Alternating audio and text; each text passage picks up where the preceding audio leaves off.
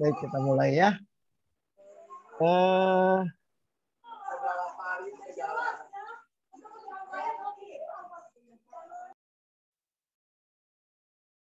Baik, pas jam 1 teman-teman ya. Izin kita mulai. Kang Imam, Kang Iham ya. Iham Ridwan. Ya, Pak. Ya, kita mulai aja ya.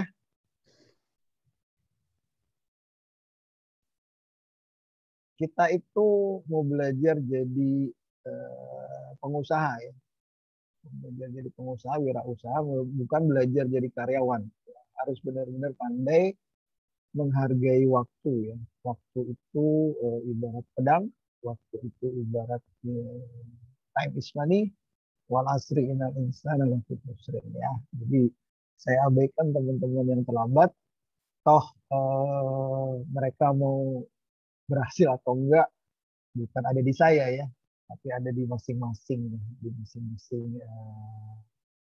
mahasiswanya. Oke, sebelum saya mulai, teman-teman yang sudah hadir, ya kita mulai ya. Bismillahirrahmanirrahim. Assalamualaikum warahmatullahi wabarakatuh. Waalaikumsalam warahmatullahi wabarakatuh.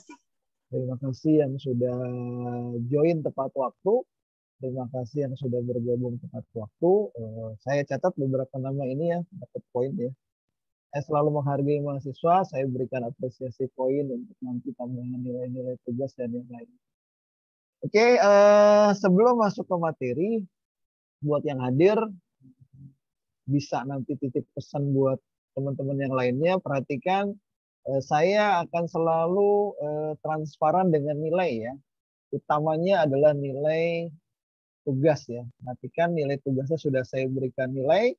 Ya, kalau yang nggak kirim tugas ya saya anggap ya sudah nggak ada nilai ya. Tidak ada ya tidak ada ya. Nah, ini ada Asep Saifullah sampai dengan hari ini juga nggak kirim tugas. Terus ada lagi siapa di sini.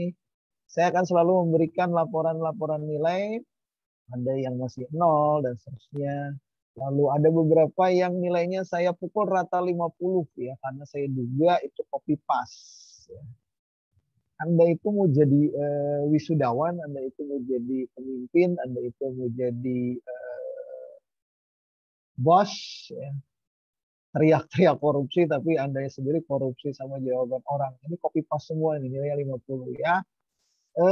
Is okay untuk tugas, karena baru pertemuan kedua, tapi next time kalau copy paste saya pasti nilai 0, apalagi kalau ujian ya. Hati-hati saya punya softwarenya untuk mendeteksi apakah jawaban ini copy paste atau bukan ya. Ini banyak sekali yang nilainya dan tugasnya tidak disiplin. Ya. Oke, saya akan transparan ya. Yang memberikan tugas, yang memberi tugas ya saya apresiasi, saya berikan nilai. Yang nggak mengumpulkan tugas, ya apa adanya. Nanti kalau ditanya Pak nilai tugas saya bagaimana, ya itu lihat aja sendiri nilainya seperti apa. Kalau yang copy paste gimana, ya itu nanti akan saya berikan peringatan ya. Untuk 1-2 nggak masalah, tapi kalau untuk berikutnya ya setelah nilainya 0 ya saya akan berikan peringatan sanksi ya akademis ya. Apalagi kalau skripsi nanti, malu-maluin ya. UTS juga itu. Satu lagi saya ingatkan lagi, mumpung masih di pertemuan ketiga ya teman-teman semua, diingatkan lagi titip pesan sama teman-teman yang lainnya, mata kuliah kewirausahaan tidak ada remedialnya, ingat ya. Mata kuliah saya tidak ada remedialnya. Saya nggak mau tuh kalau mahasiswa begitu udah ujung-ujung ngemis-ngemis nilai. Bro, sis, gue bukan makelar nilai. Saya itu mau bagi-bagi ilmu, bukan bagi-bagi nilai. Saya nggak pernah kasih nilai kalau Anda punten ya isi kepalanya kosong. Lagi ya, saya mata kuliah ini tidak ada yang namanya remedial. Loh, kalau nggak lulus gimana? Ngulang tahun depan ya di kelas bawah. Lagi ya, saya ingetin lagi ini pertemuan ketiga, pertemuan pertama saya sudah kasih tahu, pertemuan ketiga saya ingatkan lagi ya, saya bukan makelar nilai yang nanti teman-teman nama nguber nilai, nguber nilai dan seterusnya ya. Itu aja. Saya ingetin lagi ya supaya nanti teman-teman nggak protes sama mata kuliah saya, sama dosennya Pak Yulikus. Nggak, saya udah reminder di awal ya. Oke, ini nilainya ya. Sekarang kita masuk ke materinya. Ada yang mau ditanya teman-teman tentang nilai-nilai? Pak, izin Pak, nama Ijmaluddin ada nggak? Ya, Anda dapat balasan email nggak kan? Kalau itu biasanya ada dapat balasan ya. Ada. Oh, Iya, iya. dapat. Tapi di situ nggak lihat, Pak. Nggak lihat, coba dilihat ini. Tuh, Anda pakai nama siapa di sini? Nah, kan udah ada di atas ya. Nama Anda pakai, Ijmaluddin. tuh tinggal dilihat aja. Kalau ada balasan berarti pasti ada ya. Digital itu nggak mungkin bohong ya. Digital itu ada berkasnya, ada historisnya, ada jejaknya. Jadi ya Anda kan bisa ya. Jadi sekali lagi teman-teman sekalian ya, teman-teman sekalian mahasiswa, saya nggak tahu kebiasaan Anda di semester 1, kebiasaan Anda di semester 2, sebelum-sebelumnya dengan dosen yang lainnya, jangan dilakukan di mata kuliah saya. Ya, saya jadi kalau misalkan teman-teman bukan sama saya ya, saya bukan makelar nilai. Kalau cari ilmu, ayo saya bantu ilmunya ya, saya bantu ilmunya sampai antum semua ukti sama akhi bisa menjadi seorang pengusaha yang sukses. Saya bantuin. Tapi kalau cari nilai, punten bukan tempatnya, bukan di saya. Ya itu yang pertama ya. Jadi sekali lagi yang pertama, jangan coba-coba copy paste. Lalu yang kedua, ada beberapa mahasiswa yang menjawab nilai tugas tapi acuannya bukan materi saya. Punten banget ya, Anda kuliahnya sama saya, bukan sama Mbah Google. Saya tahu jawaban yang dari materi saya tahu jawaban yang dari Mbah Google. Ya. Oke, pertemuan 2 masih saya maafkan ya. Kalau kuliah sama Mbah Google, kuliahnya sama Mbah Google aja, jangan sama saya ya. Jadi silakan materinya sudah saya upload selalu di YouTube, saya upload di GCR, dan ada WAG untuk tempat diskusi. Silakan berdiskusi. Ya. Jadi jangan chatting japri ya. Saya kalau japri pasti nggak saya balas. Ada WAG, forum untuk diskusi, ayo diskusi. Kapan aja diskusinya silakan. Ya. Oke, itu yang pertama. Lalu yang kedua, sekali lagi diingatkan tidak ada remedial. Tidak ada remedial. Yang ada adalah Anda ngulang di kelas bawah. Jadi jangan ubur-ubur saya kalau nilainya kecil. Jangan ubur-ubur saya kalau nggak pernah ngirim tugas. Ya, tugas itu di pertemuan 1, 2, 3, 4, 5, 6, dan seterusnya ya. Oke, tugas itu tujuannya ingin melihat kompetensi Anda ya, bukan memberatkan Anda. Kalau misalkan Anda nggak suka sama saya, pindah kelas. Oke, teman-teman semua, ada yang dimasalahkan dengan nilai ya. Kalau nggak ada, kita masuk ke materinya. Hari ini insya Allah kita masuk materi 3 ya. Materi ketiga, sekali lagi, mumpung masih di pertemuan ketiga, teman-teman yuk merubah mindset dulu ya. Merubah mindset, belajar mata kuliah wirausaha itu Anda akan belajar menjadi seorang pemimpin ya, seorang pemimpin. Anda belajar wirausaha itu Anda sedang mempersiapkan bisnisnya Anda, bisnisnya teman-teman. Jadi kan lu nanti punya bisnis, teman-teman punya bisnis. Kalau teman-teman punya bisnis, pasti kan teman-teman punya bawahan, punya karyawan. Ya, berarti karakter teman-teman, karakter pemimpin, karakter pemilik bisnis itu harus bagus. Ya, dimulai dari menghargai waktu, dimulai dari mengapresiasi jawaban yang tidak copy paste, tidak plagiat. Ya, dimulai dengan adabnya yang baik ketika berilmu dan seterusnya. Itu ya. Jadi sekali lagi, belajar mata kuliah kewirausahaan adalah belajar mempersiapkan masa depan Anda sebagai seorang pemimpin bisnis Anda sendiri. Ya, bukan belajar menjadi seorang karyawan. Kalau jadi seorang karyawan bukan di mata kuliah kewirausahaan. Ya. Karena mata kuliah kewirausahaan Anda akan punya ilmu yang sangat lengkap. Kenapa lengkap? Karena Anda seorang pemimpin ya. Pemimpin apa? Pemimpin bisnis Anda. Ya, gitu ya. Nah, hari ini materinya pertemuan ketiga. Sekali lagi teman-teman ya, sudah masuk di pertemuan ketiga dan sesuai dengan perjanjian saya di pertemuan pertama, pertemuan ketiga harusnya Anda sudah memberikan daftar kelompok yang mau nanti dijadikan proposal bisnis untuk UAS. Saya tunggu-tunggu sampai tadi pagi belum ada yang muncul. Oke, saya berikan batas sampai hari Sabtu ya. Saya tunggu-tunggu kelompok bisnisnya. Sekali lagi ya, bukan kelompok KKU ya. Atau bukan, jadi kita bukan mau praktek kayak KKU, bukan. Kita akan belajar membuat proposal ide bisnis. Lagi ya, proposal ide bisnis. Saya nggak minta Anda masak-masak. Saya nggak minta Anda bikin passion. Enggak. Kita belajar proposal ide bisnis. Dipresentasikan. Kenapa harus pertemuan ketiga Anda sudah harus setor kelompok? Karena di pertemuan keempat, kita akan belajarnya per kelompok. Sesuai dengan kelompok bisnisnya masing-masing. Jadi kalau yang nggak punya kelompok, ya pertemuan 45 Anda nggak bisa belajar. Nggak bisa belajar ya, pertemuan 45 dan seterusnya kita akan belajar sesuai dengan strategi kelompok bisnis masing-masing. Oke ya, tolong Kosma diingetin sama teman-temannya, paling lambat besok saya sudah terima kelompok bisnis masing-masingnya ya, kelompok bisnis masing-masing. Oke, ada pertanyaan untuk kelompok bisnis? Ya, satu kelompok 5 orang. Kalau Pak, jumlahnya ganjil ya salah satunya ada yang 6 pasti. Kalau Gimana, yang izin Pak, kalau yang nggak kebagian kelompok gitu ya, misalkan nyisa cuma 3 orang, bagaimana itu Pak? Kan ada yang bisa berenam. Bisa ya? Maksimal berenam. Ya, berenam ya. Oke. Makasih Pak. Jangan dibikin sulit ya. Jangan dibikin sulit. Ya, Apa Pak, yang bisa betul. mudah ya dibuat mudah. Jangan dibuat sulit ya. Jadi sekali lagi teman-teman ya, saya reminder lagi, bos, lu itu lagi belajar menjadi seorang pemilik bisnis, bukan sebagai seorang karyawan. Nah, jadi ilmunya ini ilmu lengkap ya. Bayangin itu ada pertemuan 1 sampai 14 itu ilmu seorang pemilik bisnis, seorang bos. Ya, mulai ya materi pertemuan hari ini. Oke, Dok. Mahasiswa jadi pengusaha sebelum wisuda. Menjadi pengusaha, wirausaha, entrepreneur, apapun namanya adalah sebuah pilihan, dan pilihan itu ada di tangan Anda sekarang. Jika Anda seorang mahasiswa dan memiliki banyak impian menjadi pengusaha atau pembisnis muda, bergabunglah bersama kami, jadi pengusaha sebelum wisuda.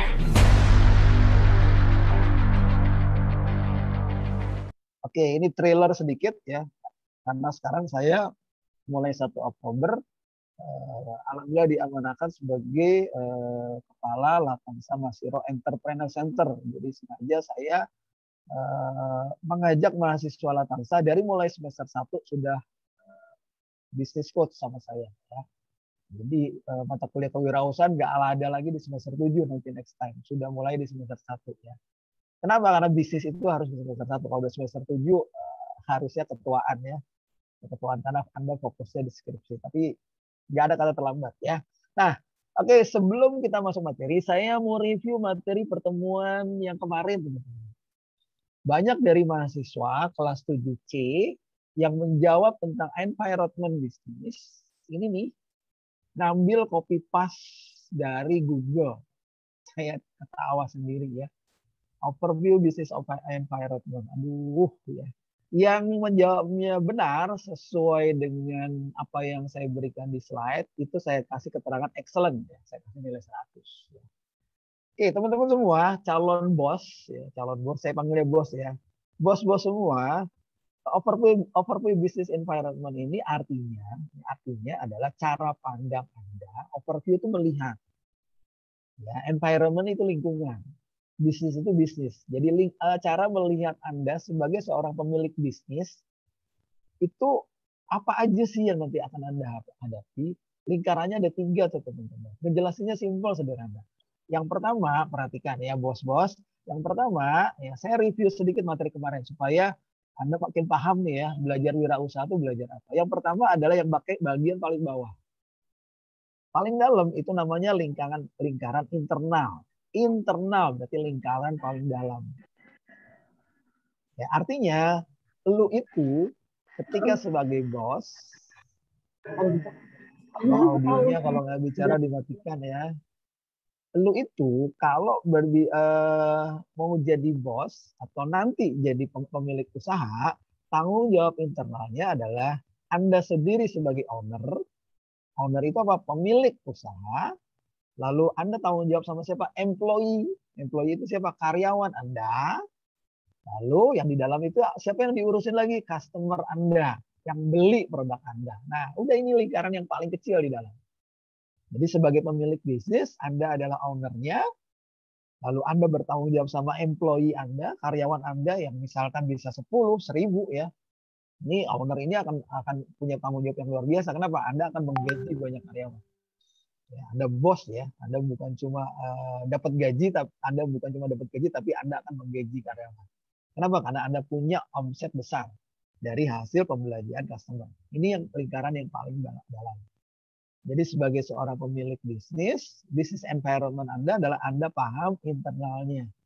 Oh iya ya, gue kalau di dalam itu berarti gue ownernya, gue punya karyawan, dan gue punya customer. Employee dan customer ini harus dijaga.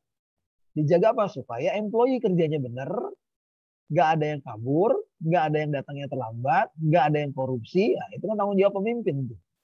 Nah, customernya juga begitu, supaya customernya tetap terus belanja. Ya, customernya nggak kabur, itu gimana caranya? Nah, ini akan kita bahas. Itu yang namanya internal. Nah, selain internal, pemilik bisnis juga harus punya atau harus paham yang namanya yang kedua. Yang kedua itu adalah aktivitas bisnis, lingkaran yang paling luar, teman-teman. Kan ngejelasinnya begitu. Nah, jadi pemilik bisnis itu tahu aktivitas bisnisnya apa? Ada 3, teman-teman. Jadi sebagai pemilik bisnis, aktivitasnya apa? Ada 3. Yang pertama namanya manajemen. Ada yang tahu manajemen itu apa? Halo, teman-teman, manajemen apa? Mengatur, Pak. Mengatur, oke. Mengatur siapa? Lihat, depannya manajemen itu employee. Jadi mengatur siapa? Mengatur karyawan Anda. Nah, Anda masih ingat kan semester kemarin dapat mata kuliah SIM, Sistem Informasi Manajemen, tentang manajemen SDM, HRD. Nah ini, jadi sebagai pemilik bisnis, Anda harus punya manajemen, punya sistem yang mengatur karyawan. Bagaimana gaji karyawannya, bagaimana karyawan harus lembur, bagaimana karyawan kalau misalkan salah diapain, kalau misalkan karyawannya bekerja baik harus dapat reward. Nah, ada reward dan punishment. Ini Anda harus atur. Yang atur siapa? Lu yang punya bisnis, owner. Nah ini akan kita pelajari nih. Aktivitas bisnis mengatur karyawan. Aktivitas bisnis yang kedua apa? Marketing. Marketing itu apa, teman-teman? Marketing apa nih? Pemasaran, Pak. Iya, pemasaran. Berarti hubungannya sama siapa? Hubungannya sama yang ada di depan lingkarannya, yaitu customer. Bagaimana Anda sebagai pemilik bisnis mengatur jalur marketingnya, strategi marketingnya seperti gimana? Nanti kita bahas ya materinya. Supaya customernya makin banyak, makin loyal, makin terus beli. Nah, jadi ini bagian dari mata kuliah kewirausahaan. Ngurusin manajemen employee, ngurusin juga marketing customer. Nah, apalagi aktivitas bisnisnya. Aktivitas bisnisnya hasil dari manajemen dan marketing. Ada cuan. Cuan itu finance. Finance itu apa tahu? Ada profit, ada keuangan. Nah, jadi ada tentang bicara keuntungan di sini. Nah, aktivitas itu selain ngurusin manajemen, ngurusin marketing, Anda sebagai pemilik bisnis ngurusin finance-nya. Bagaimana menentukan HPP, harga pokok, harga produksi produk dan seterusnya. Bagaimana ngitung distribusi barang. Ya, nih. Oke, itu yang kedua. Nah, ini kemarin nggak dijelasin tuh di jawaban. Aduh. Nah, yang lainnya apa aktivitas selain aktivitas bisnis? Bos harus tahu dengan yang ketiga. Yang ketiga itu adalah eksternal. Ada internal, ada eksternal. Eksternal itu berarti yang ada di luar dari bisnis Anda. Apa aja? Yang pertama, Anda sebagai pemilik bisnis harus ngurusin yang namanya regulasi. Artinya apa? Bisnisnya harus ngurus izin. Nah, ini nanti kita bahas nih di Pertemuan 13. Bagaimana ngurus izin bisnis Anda. Legal. Jadi kalau bisnis nggak ada izinnya ya berarti nggak legal. Terus apa lagi? Bagaimana Anda mempersiapkan IT-nya? IT-nya apa? Informasi teknologinya, websitenya, supaya bisnis Anda makin dikenal, bukan cuma di Lebak, tapi di seluruh Indonesia, bahkan di seluruh penjuru dunia. Karena bisnis memang harus bergerak terus. Nah, informasi teknologi. Terus harus ngatur apanya lagi? Harus ngatur yang namanya social responsibility, tanggung jawab sosial. Karena kan Anda punya ruko, Anda punya toko, Anda punya pabrik, kan nggak berdiri sendiri. Pasti di sekitar ruko Anda ada ruko-ruko yang lain, ada ketua RT, ketua RW, ada lingkungan. Nah, ini namanya Anda punya tanggung jawab responsibility. Bagaimana Anda membuang sampahnya sembarangan atau enggak. Lalu Anda punya tanggung jawab sama sosial, anak-anak yatim yang ada di lingkungan bisnis Anda. Ya, pondok-pondok pesantren, nah, kaum duafa, ini namanya social responsibility. Mau tanya Pak, Nah, terus apa lagi? Eksternalnya competition. Business is competition. Jadi Anda juga harus mempersiapkan kompetisi. Pan Kadafi, kalau masih buka open mic, saya out nih. Ya. Saya udah tutup beberapa kali, kamu buka terus ya. Saya tendang nanti dari kelas Zoom ya. Kalau mau bertanya ya. Jadi jangan open mic terus cuma ribut ya. Di kelas tuh ada adabnya ya. Oke, kompetisi. Business is competition. Jadi Anda harus mempersiapkan bagaimana berkompetisi sama siapa? Sama kompetitor bisnis Anda. Supaya jalur ekonomi Anda, finance Anda tetap berlangsung. Oke, ini overview business environment. Ada pertanyaan? Supaya Anda nggak salah lagi menjelaskan ini. Silakan. Yang mau ditanya, saya dapatkan nilai buat yang fokus dan bertanya. Silakan teman-teman. Sebagai pemilik bisnis, berarti Anda harus menguasai 3 hal ini. Silakan Kak Davi. Open mic mau tanya. ya untuk mendirikan perusahaan itu kan tentu kan ada situ dan surat izin usaha dan surat izin tempat. Ya untuk hal itu ada lagi nggak Pak? Banyak. Nanti poinnya di pertemuan ke-13 ya.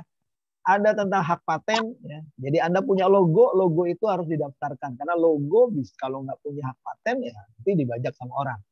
Termasuk produk Anda itu harus didaftarkan di hak paten. Ya, jadi selain izin usaha ada juga hak atas kekayaan intelektual. Nanti detailnya kita bahas tentang izin semuanya di pertemuan 12 atau 13 ya. Setelah kita belajar dasarnya dulu.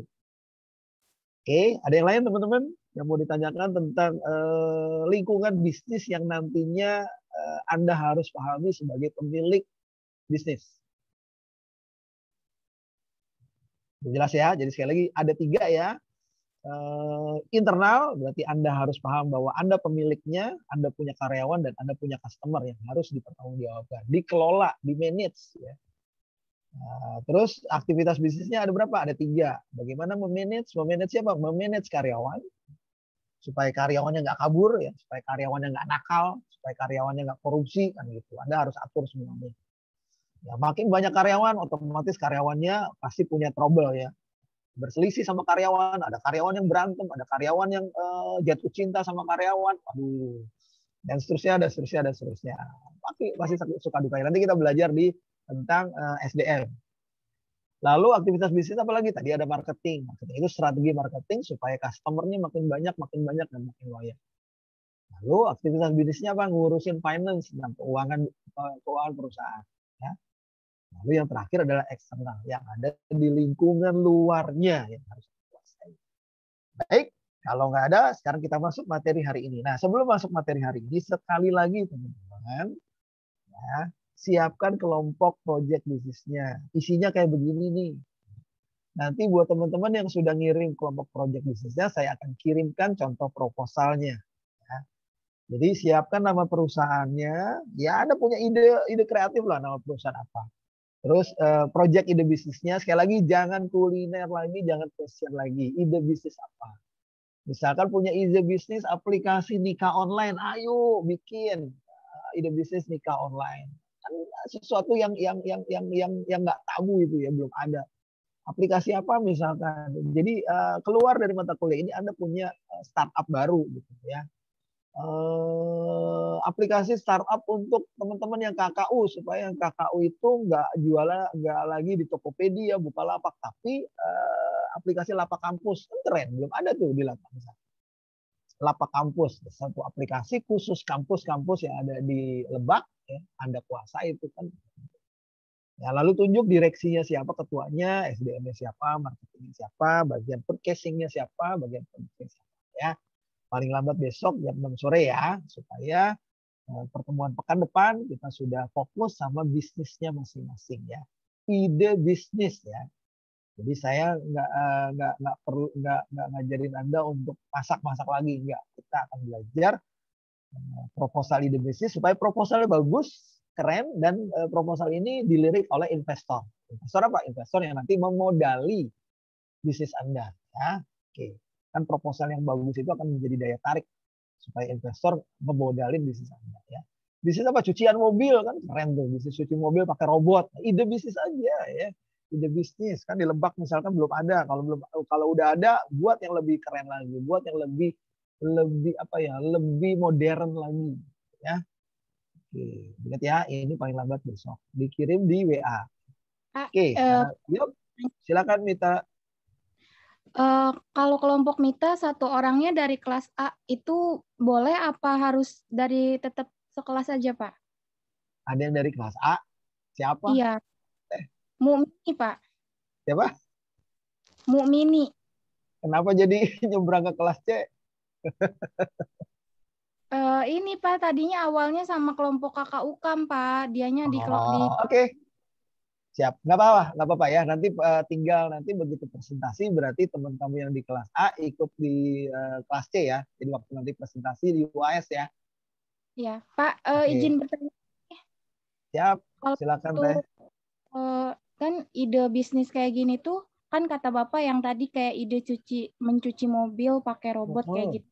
Berarti bikinnya itu idenya semenarik mungkin, nggak dipraktekin nggak sih Pak gitu maksudnya? Enggak Teh. Kita hanya buat proposal bisnis. Jadi beda dengan KKU. Nanti kalau proposal bisnisnya sudah bagus, saya pilih nih yang bagus, saya bawa ke investor. Ada investor yang modalin, nah jalan tuh bisnis Anda. Gitu. Jadi jadi bisnis itu jangan pakai uang sendiri. Pakai duit orang ya. Iya, Pak. Ya. Kalau bisnis pakai duit sendiri, kalau bisnis pakai duit sendiri, Mita kemarin modal berapa di KKU? Banyak kan? Iya, Pak, banyak. Nah, jangan. Jadi bisnis itu kalau bisa pakai duit orang lain, jangan pakai duit sendiri. Capek, udah pakai tenaga sendiri, otak sendiri, duit sendiri. Untung enggak, nombok. Benar nggak, Mita? Ya. Nombok iya. Makanya kan kemarin belum punya ilmunya. Sekarang kita masukin ilmunya, saya ajarin ilmunya. Ya, jadi itu ada yang namanya bisnis optimis duit orang lain ya. Jadi pakai bodoh ya, bisnis optimis duit orang lain. Bodol namanya ya. Tulis bodol, BODOL, bisnis optimis duit orang lain. Bodol. Ya disingkat bodol. Kan pakai duit sendiri ya. Makanya di mata kuliah ini kita belajar membuat proposal ide bisnis yang kreatif dan bagus untuk kita tawarkan ke investor. Itu ya. Lanjut ya. Kan yang Anda lakukan kemarin bukan entrepreneur ya. Yang Anda kemarin adalah pedagang. Nanti kita bahas. Oke, kita lanjut ya. Nah, pertemuan ini kita akan bahas tentang level wirausaha. Nah, sebelum masuk ke sana teman-teman, pengusaha itu fokusnya di growth mindset ya.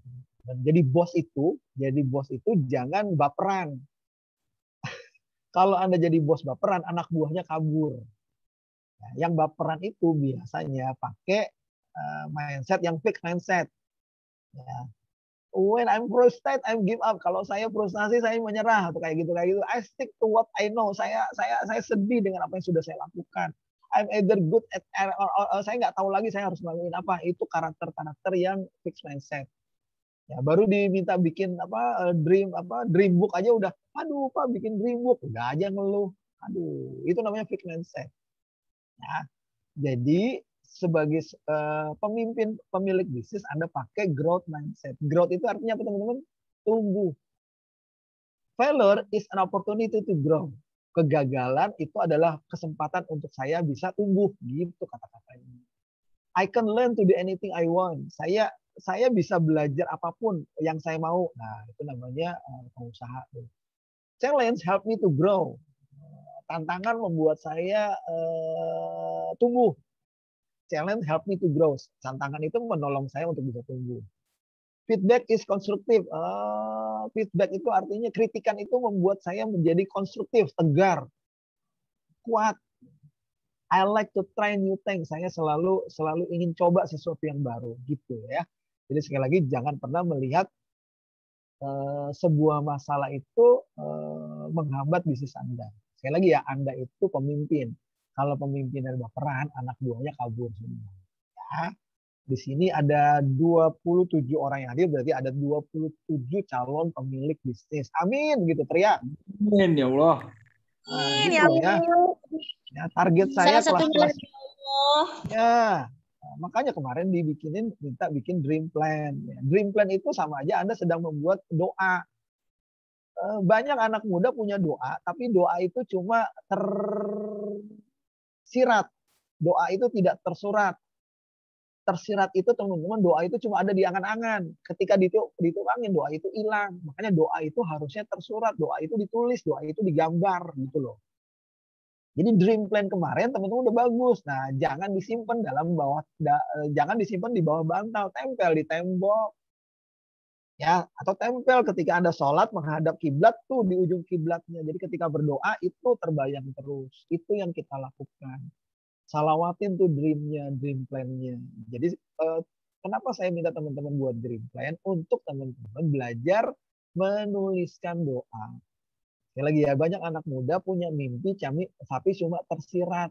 Tersirat itu apa? Cuma di luar kepala. Tiup angin, hilang. Jadi doa itu kalau bisa, mimpi itu kalau bisa tersurat. Tersurat artinya apa? Ditulis, digambar lebih jelas. Ya. Yang kemarin sudah dibuat, jangan ditaruh di bawah bantal, Kang Ajat. Jangan ditaruh di bawah bantal, TLI. Tempel di dapur, TLA. Tempel di depan. Tempel di depan. Jadi kalau lagi sholat duha di rumah, sholat tahajud di rumah, melihat itu mimpinya. Didoain, disolawatin. Itu yang saya sudah lakukan. Ya. Oke, kita lanjut teman-teman. Nah, kasusnya apa? Kasusnya nggak semudah itu, Pak Yulikus. Nah, kadang-kadang kita punya masalah. Nah, sebelum saya masuk lagi, saya motivasi dulu nih. Harusnya semester 7 tuh semester yang sudah stabil ya emosinya. Gini teman-teman. Allah itu tidak pernah memberikan masalah yang berat dari diri kita. Karena Allah sudah mengatur besar kecilnya masalah sesuai dengan kemampuan kita. Jadi nggak ada masalah yang lebih besar dari kemampuan kita. Jadi kalau teman-teman punya masalah, ini kebanyakan orang masalah itu digedein sehingga cita-citanya jadi kecil. Sekali lagi teman-teman ya, masalah itu nggak bisa dibesarkan dan nggak bisa dikecilkan. Masalah itu udah segitu ukurannya. Karena Allah sudah mengukur kekuatan masing-masing hambanya. Nah, gimana caranya kalau kita punya masalah? Jadi masalahnya nggak usah diapa-apain teman-teman. Yang digedein adalah bukan masalahnya, tapi apanya? Cita-citanya. Gini jadinya. Paham ya? Jadi ketika Anda, bikin tugas nih, tugas dosen ini, jangan melihat tugasnya, tapi lihat dulu nanti jadi sarjana, gitu loh. Lihat bahwa nanti orang tua kita bangga sama kita. Lihat cita-citanya yang lebih besar. Baru disuruh bikin tugas, udah ngeluh. Aduh, cemen. Siswa semester 7, cemen.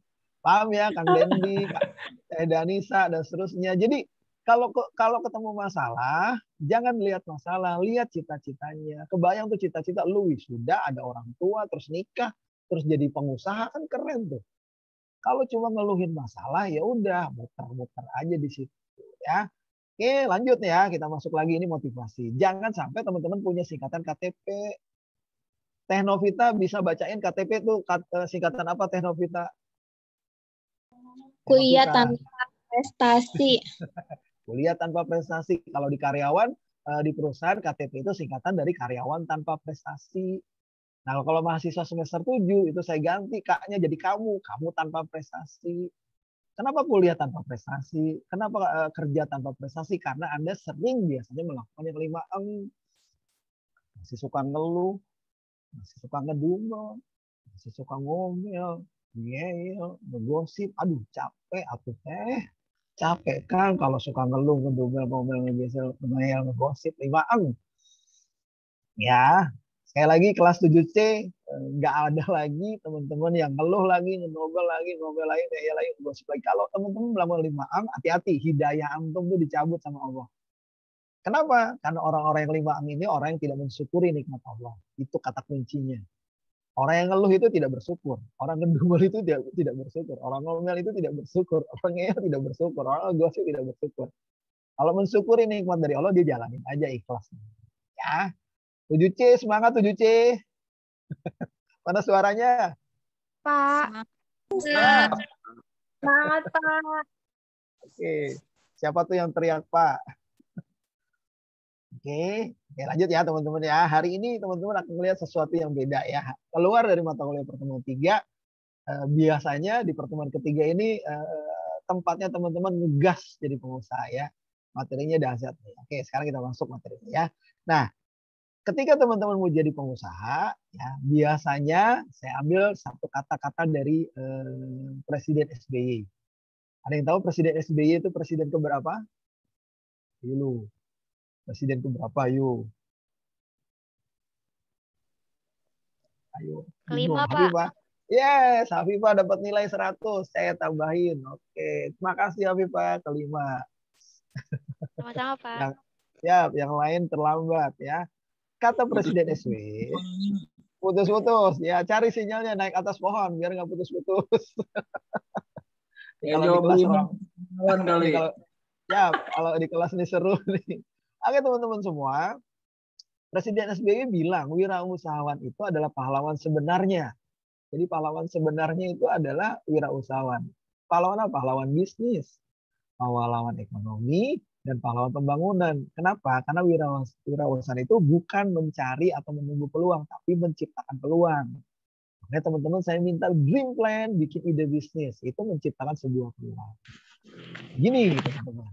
Kenapa saya arahkan ke sana? Jangan sampai teman-teman, aduh siapa lagi nih? Ditutup ya, Nur. Nah, jangan sampai teman-teman gini. Ingat ya, tidak ada kesempatan kedua untuk kesan pertama. Cakep. Tidak ada kesempatan kedua untuk kesan pertama. Maksudnya apa? Contohnya misalkan, Kang Ajat udah nikah belum Kang? Saya absen. Udah Pak, udah. Oh, udah, alhamdulillah. Yang belum nikah siapa nih? Kang Dendi sudah nikah? Kang Dendi 2 kali, 3 kali dipanggil nggak ada, berarti absen. Kang Dendi 3 kali. Check out.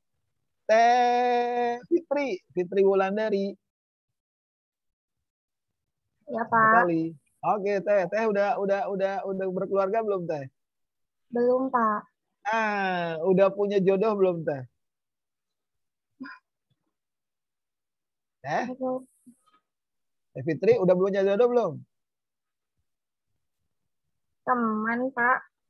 Oh, baru teman. Oke, buat teman-teman YouTuber, subscriber Yulikus, ini kelas 7C Latan sama Siro, namanya Fitri Wulandari, belum pernah jodoh ya, dia masih jomblo. Oke.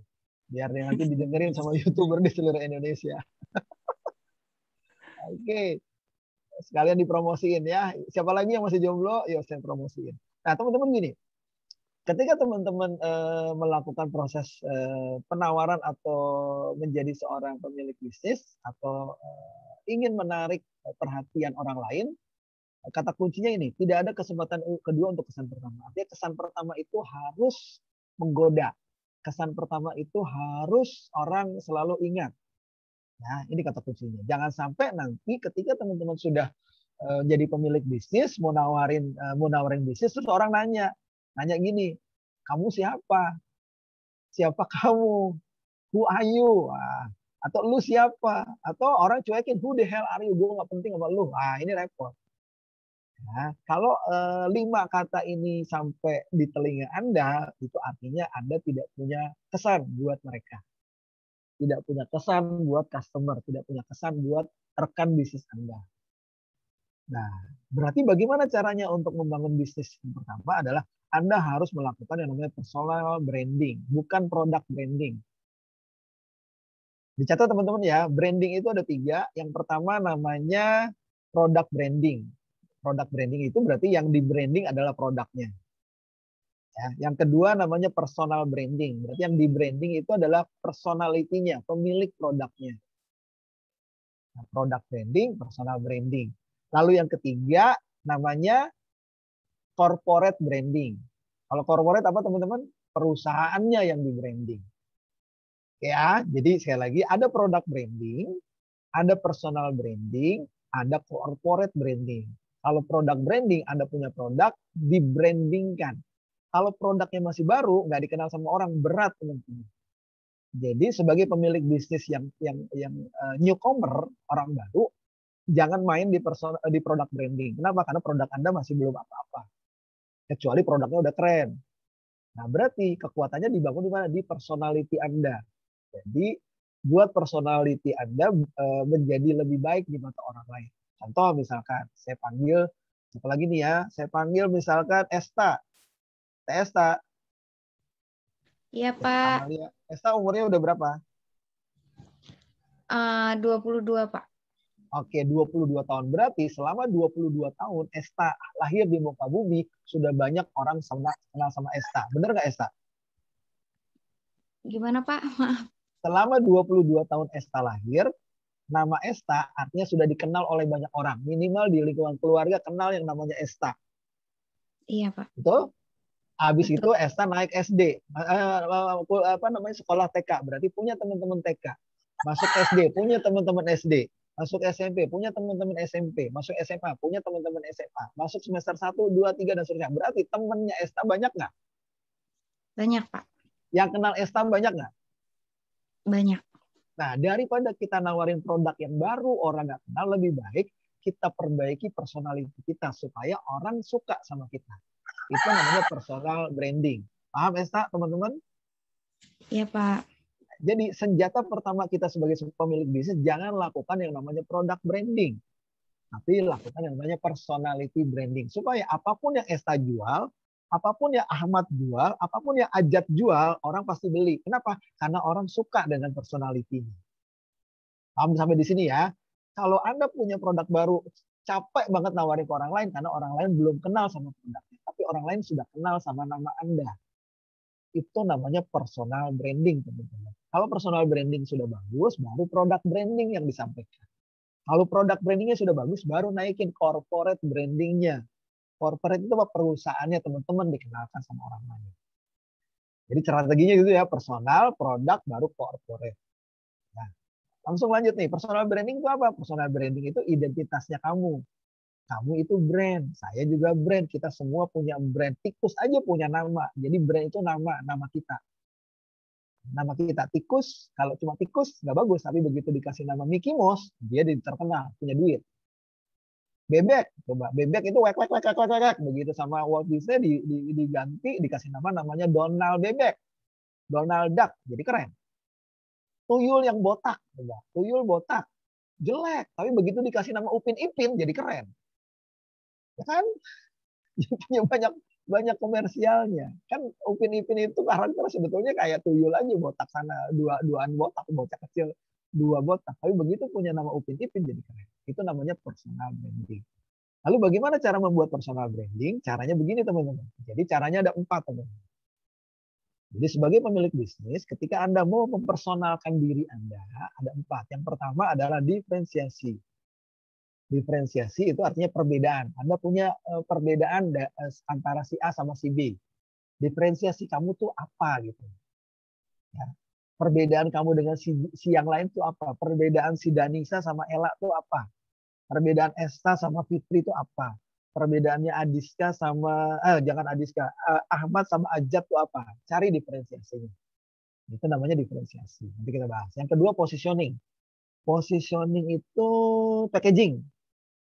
Packaging itu tingkah lakunya, attitude-nya. Attitude si Ahmad pasti beda sama si Ajat. Nah, itu positioning. Kalau diferensiasi sudah oke, posisinya sudah oke, pilih komunitas. Komunitas itu lingkungan. Yang keempat adalah sharpening. Sharpening itu kita asah terus ilmu kita. Itu personality kita makin bagus. Nah, sebagai contoh misalkan, saya kasih contoh misalkan kalau keris misalkan ya. Keris itu tempatnya di belakang. Tapi ketika orang pakai keris, ya, ditaruh di sisipan di belakang, orang tidak bisa lagi untuk menunduk. Ya, jadi dia orang tegas. Orang tegak berdiri. Jadi personality branding itu membuat kita pede, membuat kita percaya diri, membuat kita jadi bukan sombong, tapi menjadi orang yang bisa dilihat sama orang lain. Ya. Nah, kita masuk filosofi keris. Nah, self branding itu artinya teman-teman menunjukkan siapa diri lu, gitu. Ya, diferensiasinya. Itu nilai positifnya seperti apa sih? Maksudnya gimana sih? Maksudnya gini teman-teman. Maksudnya misalkan personal branding itu adalah be yourself. Teman-teman jadi apa adanya. Ya, apa adanya siapa? Apa adanya teman-teman. Misalkan Ajat mau dikenal. Ajat open mic bisa Ajat? Ya Pak. Oke, Ajat hadir. Ajat misalkan besok pagi dijemput sama Allah ya, dipanggil sama Tuhan, panggil sama Allah, meninggal nih Ajat. Ya. Mau nggak besok meninggal? Belum mau kan? Tapi siapa tahu nanti malam udah dipanggil ya. Nah, saya tanya sama Ajat. Ajat mau, kita nggak bisa nolak Ajat. Kalau nanti malam diambil selesai sudah kan ya. Ya, kan semua itu rahasia Allah. Nah, gini, saya cuma tanya sama Ajat sama teman-teman yang lain. Teman-teman mau diingat sebagai apa kalau teman-teman nanti udah nggak ada di muka bumi? Itu namanya personal branding. Ya, purpose life. Ajat mau diingat sebagai siapa ketika nanti Ajat sudah nggak ada di muka bumi? Coba Ajat mau diingat sebagai orang yang bagaimana, Ajat? Sebagai kalau orang Ajat baik. Sudah nggak ada. Orang baik itu standar, Ajat. Semua orang baik. Nah, kan rata-rata teman-teman yang sudah umurnya 22, 23, 24, sampai dengan sekarang teman-teman nggak tahu kalau nanti dipanggil sama Tuhan, mau diingat sebagai orang seperti apa. Teman-teman udah mau wisuda ya. Setelah lulus dari wisuda, teman-teman mau diingat sama dosen di Latamsa itu mahasiswa yang kayak gimana. Itu yang namanya purpose life, tujuan hidup, tujuan kuliah, atau personal branding. Saya mau kalau saya nanti nggak ada orang mengenal saya sebagai dosen yang begini. Itu namanya personality-nya. Nah, yang pertama kali mendobrak Latamsa Masiro dengan terobosan IT-nya, terobosan digitalnya, terobosan entrepreneur-nya. Itu namanya sebuah target. Oke, Ajat ya. Coba Ajat, saya mau tahu. Mau diingat sebagai apa, Ajat? Kalau nanti udah nggak ada di muka bumi. Hati-hati, ntar malam udah dipanggil loh ya. Lagi tidur, tiba-tiba dipanggil sama Allah, diambil nyawanya. Itu jangan dulu, Pak.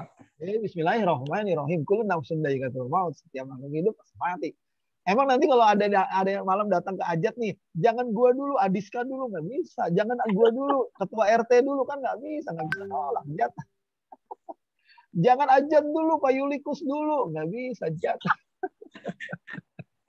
Selesai. Aduh, Bapak kok ngomongin mati? Bukan gitu. Gue mau tanya sama lu semua di sini. Kalau nanti udah nggak ada, mau diingat sebagai apa, teman-teman? Pikirin deh. Ya, pikirin sekarang. Jangan dijawab sekarang deh ya. Nah, mau diingat sebagai apa? Nah, misalkan mau diingat sebagai ini. Saya mau diingat sebagai orang yang helpful, selalu menolong teman-teman. Nah, gitu tuh contoh. Apalagi saya orang yang konsisten. Kalau saya sudah bilang A. Nah, apalagi misalkan passion. Saya orang yang paling sabar di kelas 7C. Ajat itu orang yang paling sabar. Itu contohnya. Apalagi diferensiasi. Ajat itu orang yang different. Setiap hari kalau kuliah luring pakaiannya beda-beda. Hari Senin pakai baju merah. Hari Selasa pakai baju kuning. Hari Rabu pakai baju hijau. Kayak orang partai, merah, kuning, hijau, biru, dan seterusnya. Keren, different. Ya, suka-suka kita aja. Mau yang seperti apa? Mau yang responsibility, bertanggung jawab. Sama Ajat itu laki-laki yang bertanggung jawab. Oh, awal ya. Atau yang helpful, suka kasih pinjaman-pinjaman. Yang original, apa adanya. Atau yang exciting, yang menarik. Atau yang memorable, selalu ingat apa aja. Jadi kalau dia orang utang, dia selalu ingat utang-utangnya. Ya.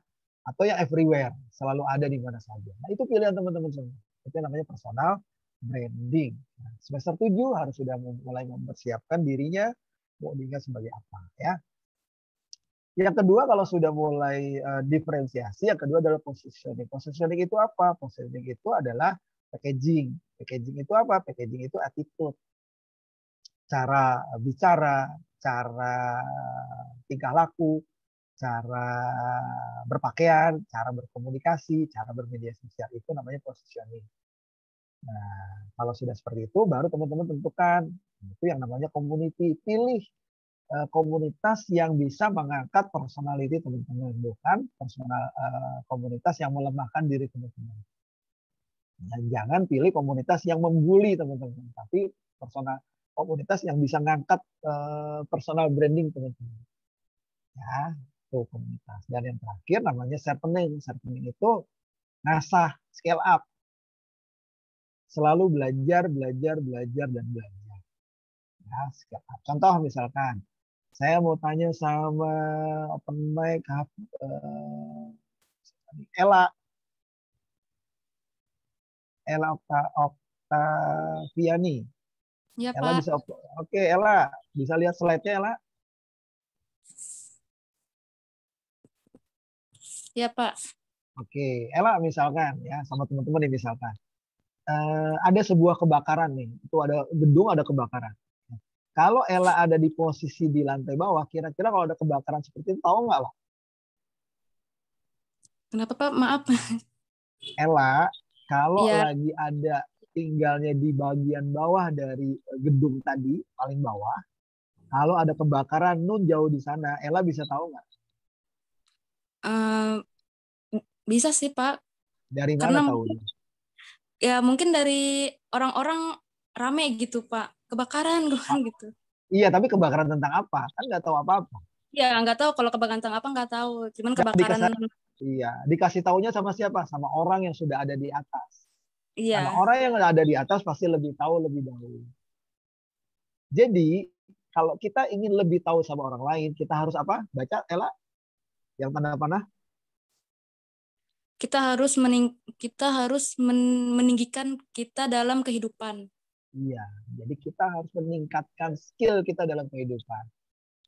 Oke, Ella paham ya? Jadi kalau kita ingin lebih tahu dari orang lain, kita jangan mau cuma ada di bawah aja. Kita harus lebih tahu dari orang lain. Yang pertama Ella. Yang kedua misalkan Ella. Coba lihat gambar ini Ella. Ya, Pak. Oke, lihat orang yang lagi pakai baju merah. Iya.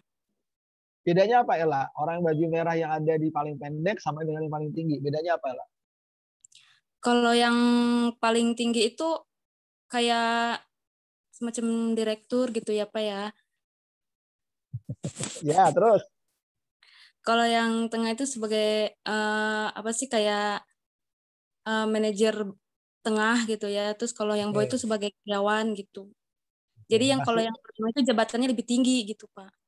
Oke, terima kasih Ella. Saya tanya sama Ella. Ella udah punya keluarga?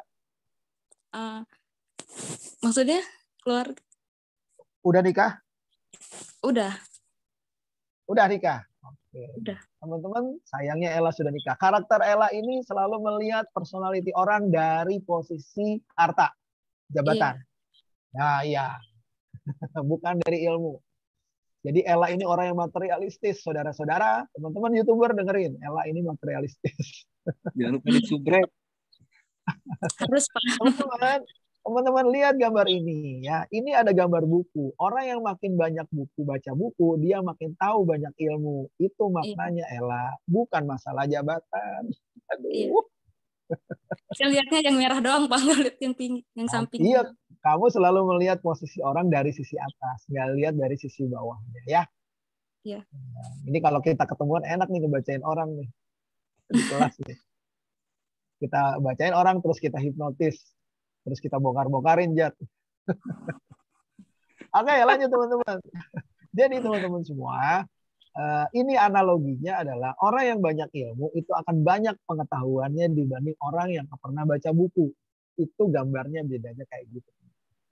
Jadi yang di bawah ini orang yang sama sekali nggak baca buku, dia nggak tahu apa-apa. Nah, orang yang baca bukunya sedikit, dia tahu, tapi cuma sedikit. Orang yang baca bukunya banyak, dia lebih tahu banyak. Pak, itu bukan baca buku, Pak. Itu bukunya diinjak-injak, bukan begitu juga ngelihat gambarnya atau apa. Pak, izin Pak. Yo, silakan, Kang Suhendi. Pengetahuan itu bisa didapatkan melalui 3, Pak. 1, melalui kedua melalui melihat, dan ketiga melalui mendengar. Gitu kira-kira Pak. Kalau misalkan kurang baca buku ya rajin-rajinlah diskusi ataupun mendengar ceramah orang lain gitu Pak. Terus ketika misalkan baca ya rajin-rajinlah melihat apapun itulah yang memang bisa dijadikan pengetahuan. Oke, sepakat Ustadz Suhendi. Saya catat, saya tambahin nilai. Ustadz, pondok di mana Ustadz? Pondoknya di mana Ustadz? Kapan-kapan boleh berguru dong Ustadz Suhendi. Siapa? Ya, pondoknya di mana Ustadz? Ustadznya kemana? Pondoknya di organisasi, mondok. Oh, pondoknya organisasi. Oke, siap ya. Oke, lanjut teman-teman ya. Kita lanjut lagi ke materinya. Sekarang, teman-teman. Oke, teman-teman tolong perhatikan sebuah film. Ya. Saya punya 3 film. Oke. Tolong perhatikan sebuah film. Saya coba matikan dulu audionya. Ya. Kita fokus di materinya. Oke. Kemudian perhatikan film ini. Film yang pertama. Film yang pertama ini akan menggambarkan karakter dari seorang pengusaha yang seperti apa sih? Ya. Saya matikan kamera saya matikan audio saya. Perhatikan film ini baik-baik. Lalu Anda ambil intisarinya. Oke, jika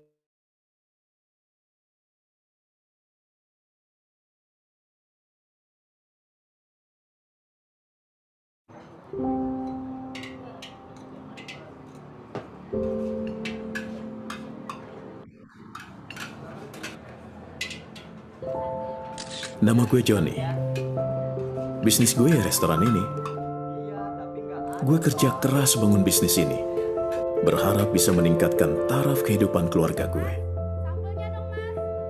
Memang capek banget sih.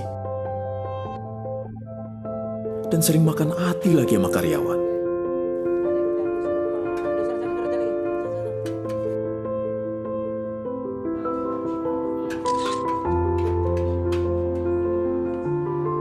Tapi seiring waktu, taraf kehidupan keluarga gue memang menjadi lebih baik. Tapi ternyata, semakin ramai bisnis gue, justru gue malah semakin sibuk. Seperti tidak punya kehidupan. Semuanya tersedot sama bisnis gue. Sehingga rasanya hampir tidak punya waktu buat keluarga gue. Pak, aku ikut pentas drama di sekolah loh. Papa datang ya? Papa pengen sekali datang. Tapi Papa kan bisa. Siapa yang masak kue tiaw? Hah? Siapa yang ngawasin karyawan? Dan yang ngatur uang di kasir? Tapi aku maunya Papa datang. Tapi Papa nggak bisa ninggalin restoran. Hah? Papa janji deh, ya. Tahun depan Papa pasti datang. Ya? Satu ya, Bang? Ya, sebentar. Yaudah, ganti baju, Nak.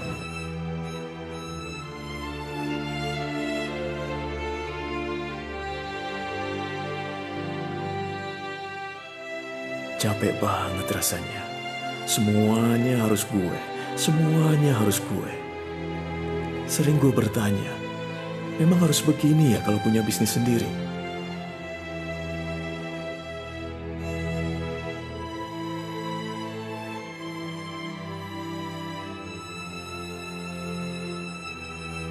Sebagai bisnis coach yang mencapai peringkat nomor 1 di tingkat dunia, apa nih tips praktis dari Coach Yohanes Pauli buat para pemilik bisnis? Para pemilik bisnis harus bangun bisnisnya agar profitable dan autopilot. Artinya, bisnis semakin menguntungkan dan bisa berjalan sendiri tanpa harus selalu ada pemilik bisnisnya di dalamnya. Telepon sekarang juga ke Gratio Practical Business Coaching di nomor telepon 0.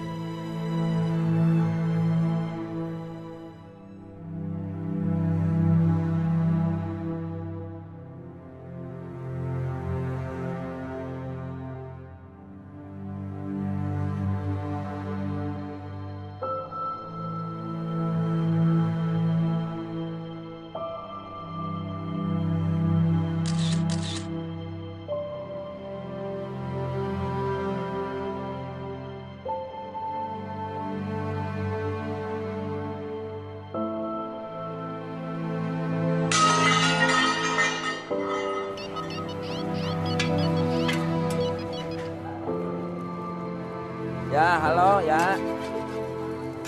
Ya, betul.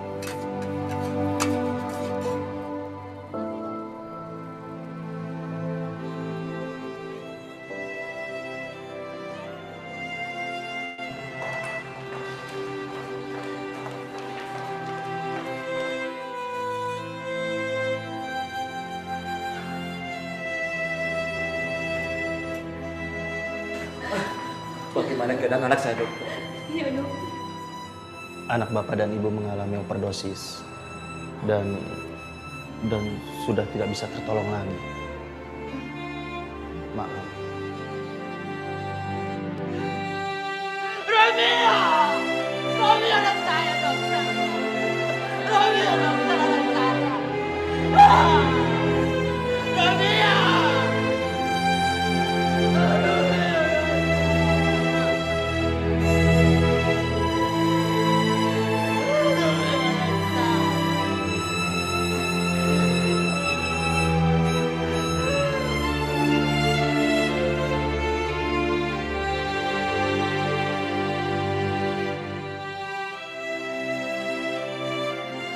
Begitu besar harga yang harus gue bayar demi bisnis gue. Kehilangan saat-saat yang begitu bernilai dalam hidup gue. Ternyata, berapapun banyaknya uang yang gue punya, gak bisa mengembalikan waktu.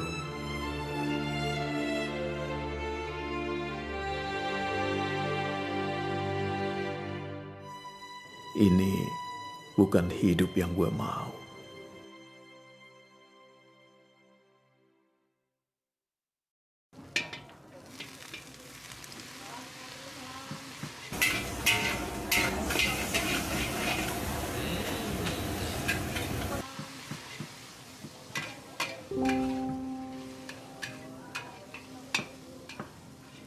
Walau gue merasa masih kehilangan, tapi sekarang gue sadar. Gue ketemu cara yang benar. Dan gue bisa dapetin hidup gue kembali.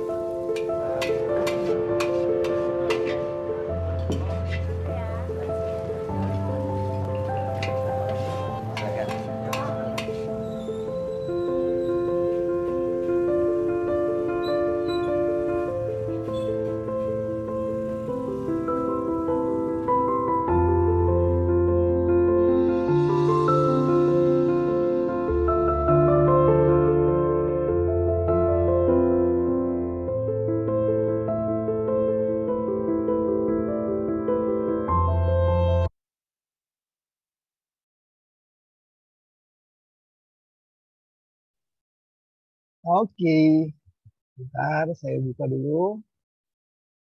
Di videonya, saya mau tanya nih. Sudah nyimak ya video tadi, video yang pertama tentang Johnny the Quete Omen. Saya tanya sama Teh Mariani, open mic. Iya, Pak. Ya, udah nonton videonya barusan, Teh? Udah, Pak. Oke, coba ceritain apa yang terjadi dan apa yang seharusnya Pak Joni lakukan tadi. Gimana, Teh? Ini kan diceritain lagi ya, Pak? Ya, coba saya mau lihat. Singkat aja. Ceritain tentang apa tadi? Tadi tentang pengusaha namanya Pak Joni. Pak Joni itu sedang membuka usaha atau berusaha untuk memajukan suatu perusahaannya, yaitu usaha kuitiau. Namun ketika itu dia sangat sibuk sehingga lupa dengan keluarganya, Pak. Intisarinya itu walaupun tujuan kita baik yaitu membahagiakan keluarga, kita juga harus mampu membagi waktu dengan keluarga karena tujuan kita membahagiakan keluarga. Tapi kalau keluarga kita sudah tidak ada, Pak, ya percuma, sama saja pencapaian kita gagal menurut saya, Pak. Iya, baik. Terima kasih Teh Mariani. Salam buat ayamnya ya, Teh ya. Ya, Pak, nyari sinyal, Pak, susah sinyal. Iya, nggak apa-apa, Teh. Baik teman-teman semua, yang tadi kita perhatikan videonya itu adalah bukan pengusaha ya, itu pedagang.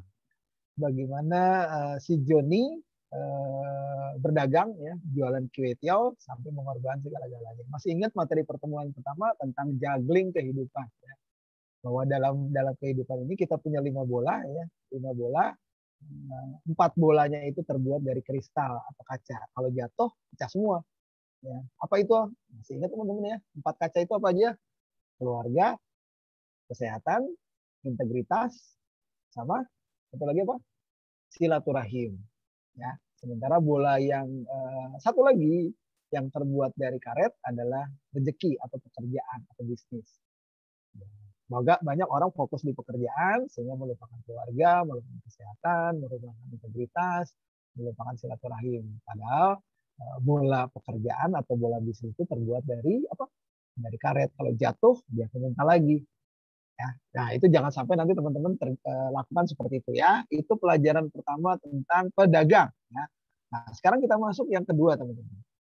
Yang kedua adalah video yang kedua dari Johnny the Kue Tiaw Man tadi kita mempelajari ada yang salah di sana. Ya, ada yang salah artinya Johnny bekerja sendiri. Semua dikerjain sendiri. Dia belanja sendiri, dia masak sendiri, ya dia jadi pelayan juga sendiri dibantu sama istrinya. Akhirnya Johnny capek sendiri, stres sendiri, dan lupa tentang keluarga. Nah sekarang kita masuk video yang kedua teman-teman. Video yang kedua menggambarkan Johnny lagi yang sama, tapi punya kehidupan yang baru. Ya, film yang kedua. Perhatikan ya, saya matikan video saya, teman-teman simak cerita yang kedua ya, tapi gambarnya saya pakai PowerPoint-nya saja. Oke, ya. Tentang leveling bisnis. Oke.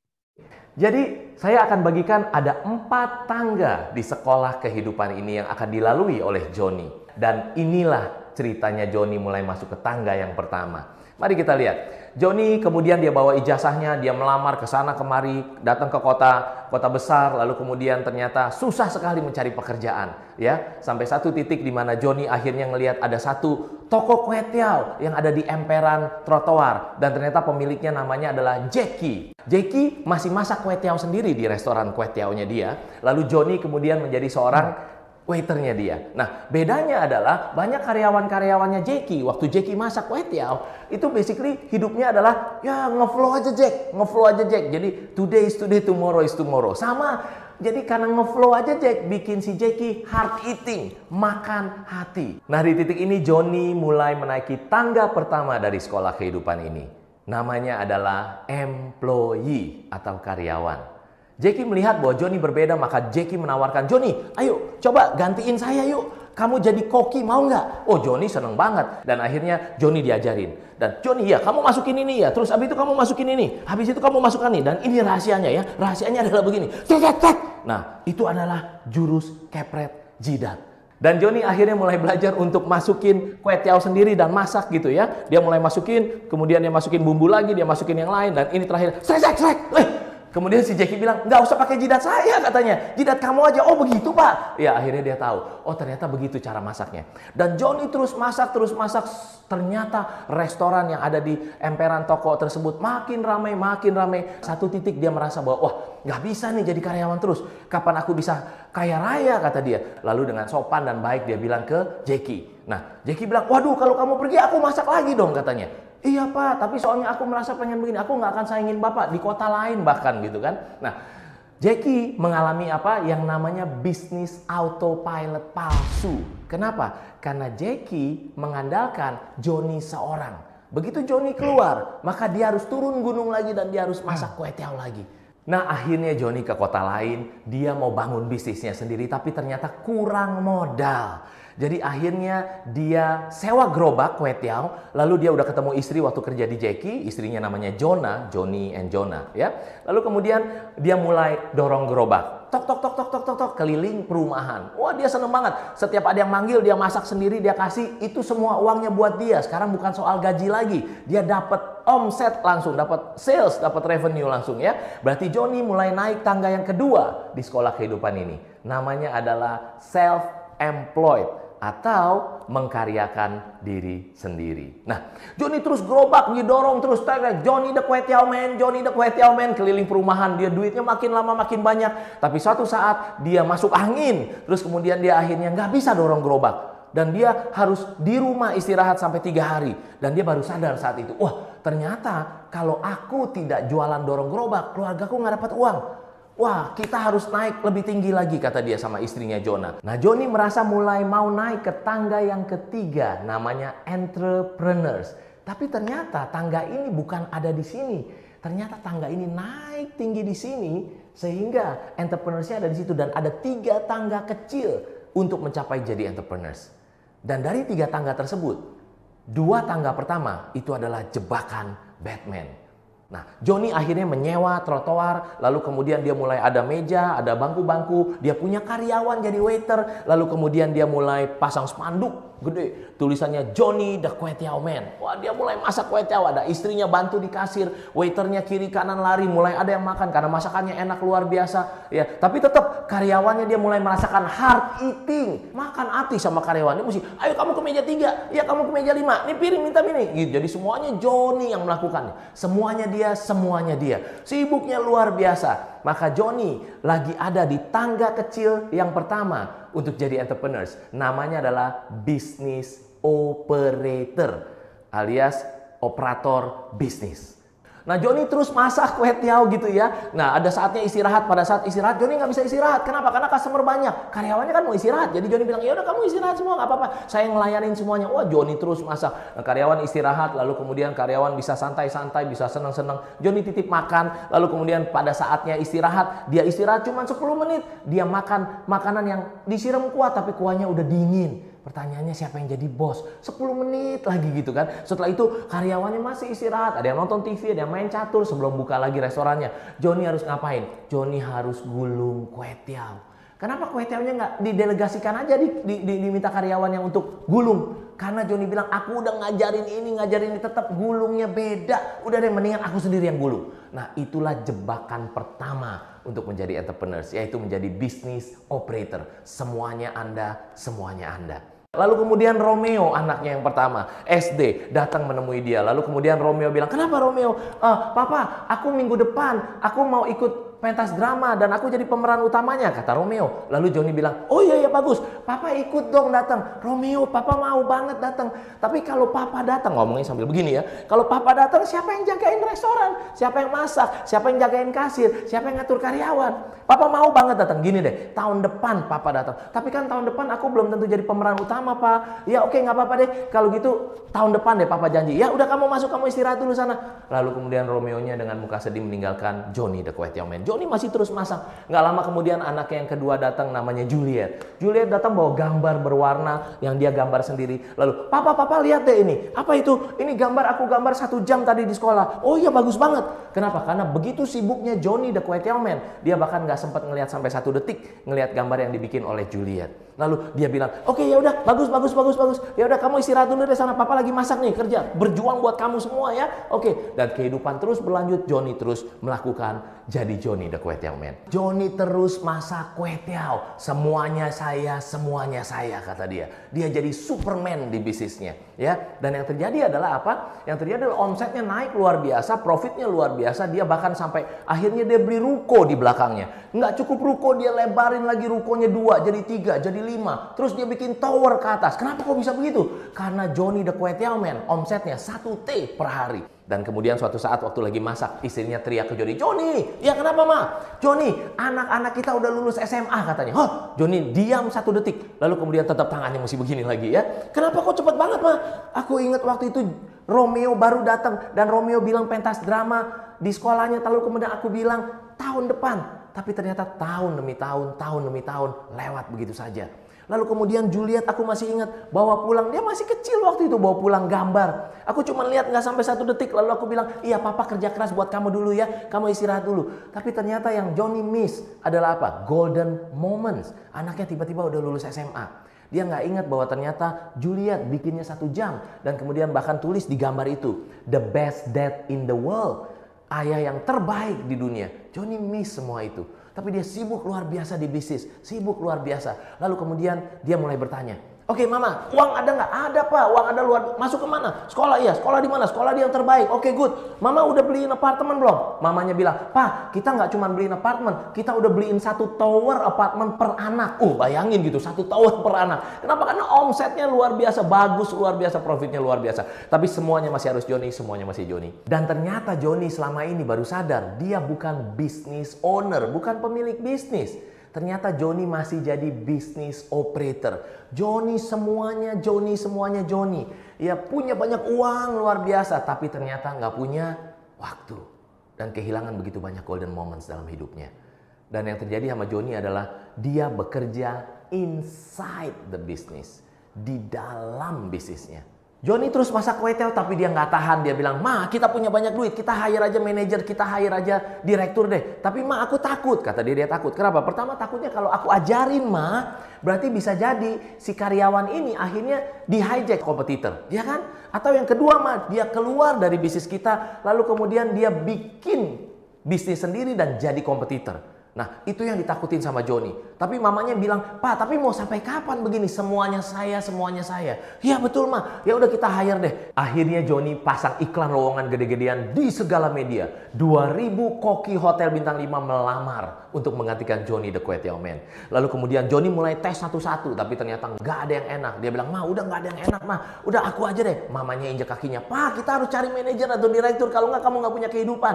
Ya udah deh ma, kayaknya yang ke 2.000 ini lumayan deh. Oke, dia tanya, berapa gaji yang kamu mau? Manajernya sebutin sebuah angka. Dia kaget, mah angkanya segitu. Udah mendingan aku aja daripada bayar orang segitu, mendingan aku aja terus deh yang begini. Mamanya injek kakinya Johnny lagi, lebih keras lagi. Dia bilang, daripada kamu nggak punya kehidupan, udah kita bayar aja gajinya. Oke, ya udah diterima akhirnya. Nah di titik ini Johnny mulai naik tangga kecil kedua menuju entrepreneurs. Ya, namanya adalah business manager. Belum jadi business owner, masih jadi manajer di bisnisnya sendiri.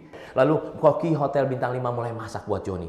Lalu Johnny mulai liatin, ternyata yang menarik, customer lamanya begitu datang, tahu bukan Johnny yang masak. Semua angkat tangan bilang, Johnny, saya maunya kamu yang masak, saya nggak mau dimasakin. Tapi dia bilang, ini hotel bintang 5 loh, kokinya yang masak. Enggak, saya maunya Johnny.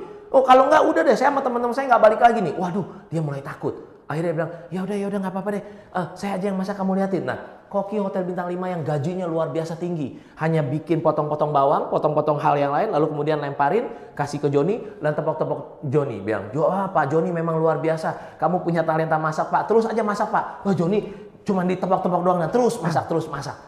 Dan apa yang terjadi? Kalau misalnya customer baru datang, dia coba kasih ke koki hotel bintang 5, ternyata customer baru banyak yang tidak balik. Dan kalau dilihat wajahnya saat makan, nggak se-happy waktu makan Johnny yang masak. Johnny mulai takut dan akhirnya terus kembali Johnny yang masak. Punya si manajer, punya si direktur. Tapi semuanya masih dia. Nah karena semuanya Johnny yang masak dan karyawannya tetap masih, iya meja 23, iya meja 40, iya meja 200. Wah semuanya masih Johnny. Dia hard eating. Makan hati, tapi kali ini hard eatingnya stadium 4. Kenapa? Karena udah bayar gajinya gede banget. Udah ada manajer, udah ada direktur, tapi semuanya masih Johnny. Nah sampai satu saat akhirnya kokinya bilang, Pak saya mau cuti Pak 2 minggu. Oh ya udah kamu cuti, ya udah punya jatah. Tapi Johnny tetap harus kerja. Johnny yang kerja. Di tangga kecil yang kedua ini, sebagai business manager, Johnny masih terjebak di bisnisnya sendiri. Ya, Johnny bekerja in the business. Masih belum menjadi business owner sungguhan. Johnny masak kue tel, terus kemudian apa yang terjadi? Istrinya teriak lagi. Johnny, ya kenapa ma?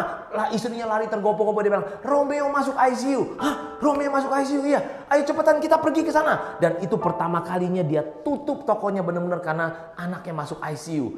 Dan kemudian akhirnya mereka terbang, sampailah di rumah sakit di tempat Romeo lagi dirawat. Johnny dan istrinya akhirnya sampai ke rumah sakit. Mereka berdua lari untuk cari Romeo. Dan ternyata hampir dekat ke ruang ICU. Ada ranjang yang lagi ditarik keluar dan sudah ditutupi oleh kain putih.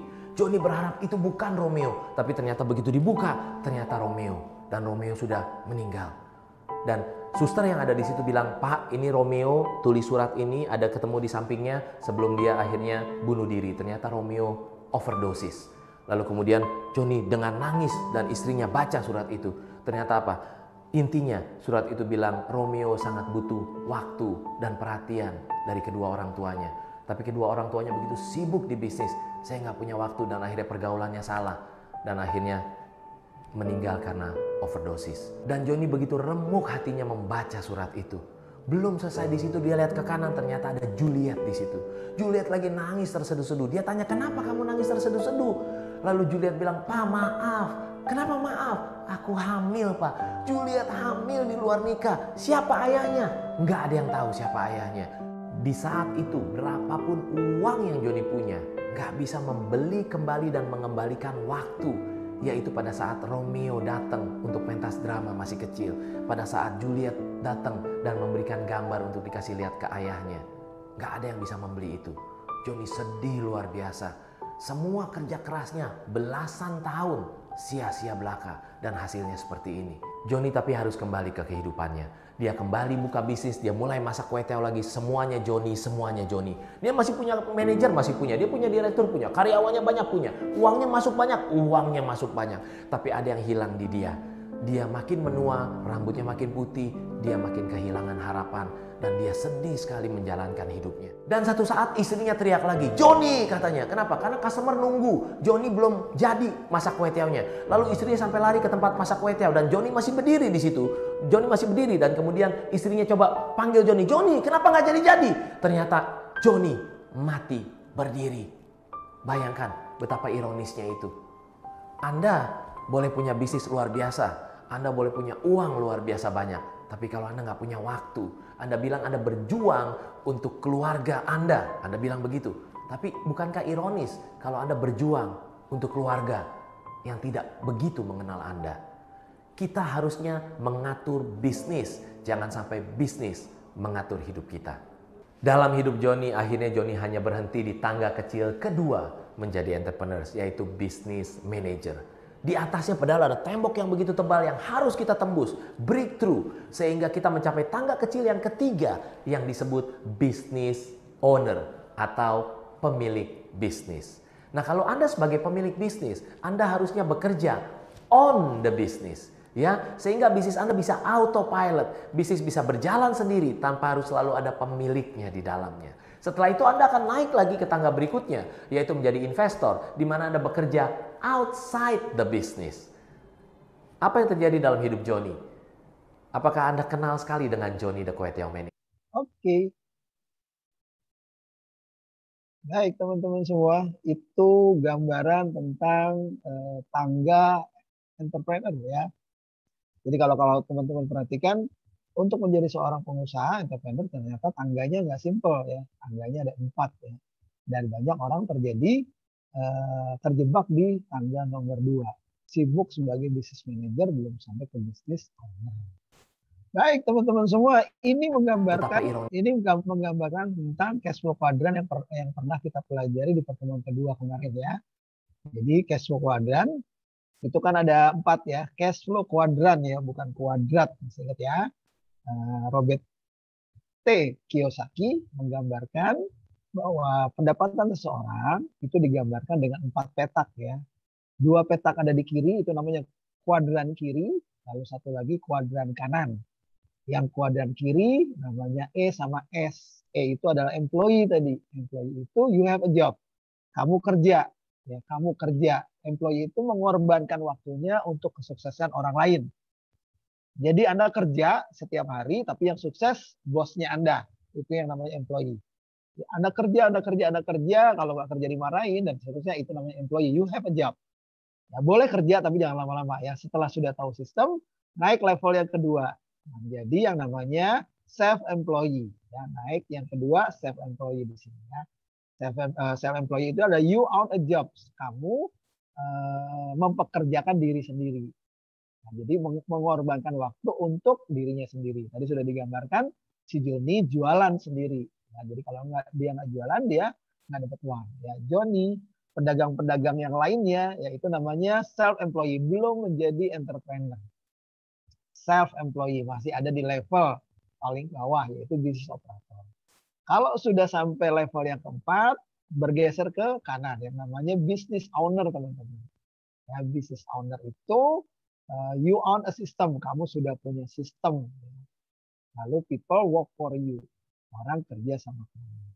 Nah, ini kuadran kanan. Kuadran kanan ini uangnya sudah datang dengan sendirinya ketika dia bekerja atau dia mempekerjakan orang lain. Lalu kuadran yang terakhir, setelah sudah you own a business owner, yaitu namanya investor. Investor itu money work for you, uang bekerja untuk you. Oke ya, ini video yang kedua teman-teman semua. Ya, mudah-mudahan videonya cukup. Sekarang kita simak video yang terakhir teman-teman ya. Video yang terakhir setelah kita mempelajari 4 tangga entrepreneur ya, sekali lagi 4 tangga. Jadi sekarang teman-teman sudah mulai punya gambaran, oh ternyata pengusaha itu levelnya seperti itu ya. Jadi kalau teman-teman masih baru jualan itu belum disebut sebagai pengusaha ya, tapi disebut sebagai pedagang atau self-employee, mempekerjakan diri Anda sendiri. Ya, baru naik ke bisnis operator, bisnis manager, baru bisnis owner. Tahapannya seperti itu. Nah, sekarang kita masuk film yang terakhir teman-teman.